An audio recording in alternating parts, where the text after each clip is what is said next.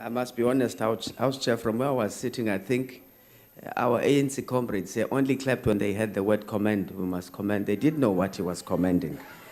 Some of them even thought that he was condemning them, so they had to think for a few seconds before they started clapping.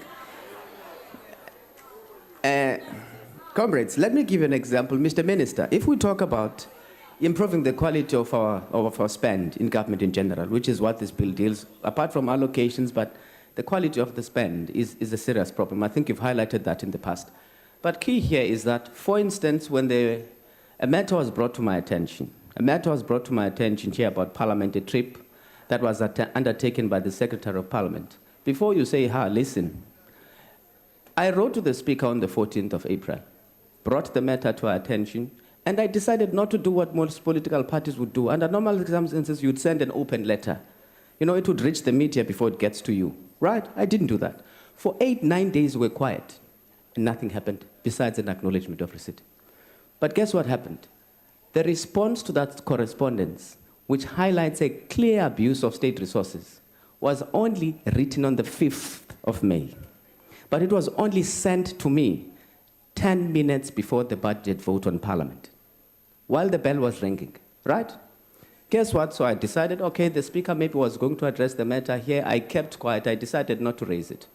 You know, I had people talking about the matter. I decided, you know what, let me not claim the victory and say I wrote the letter. That's neither here nor there.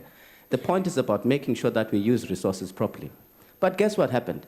The letter says, we will investigate the matter.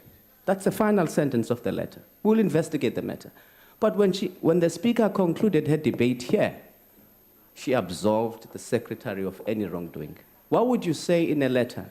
You are going to investigate the matter, and then in the debate here say, there was nothing wrong. Everything was above board insofar as that trip is concerned. What are you trying to say?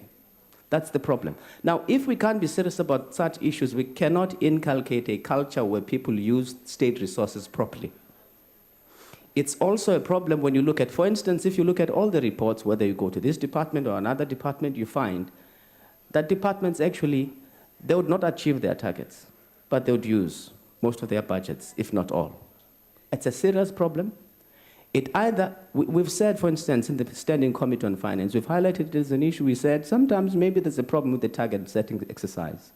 I remember in the Committee on Public Enterprises, where we're talking about the shareholder management bill and the compact and so on, we said the problem here at times is that we're expected to oversight a situation where we did not have an input or an understanding into the rationale behind the target setting process. So you don't know what went into that exercise, whether enough stretch and pull was built into the target setting exercise before you can say you've done a good job or not. Honorable Mkwankwa, your time is up. Yo,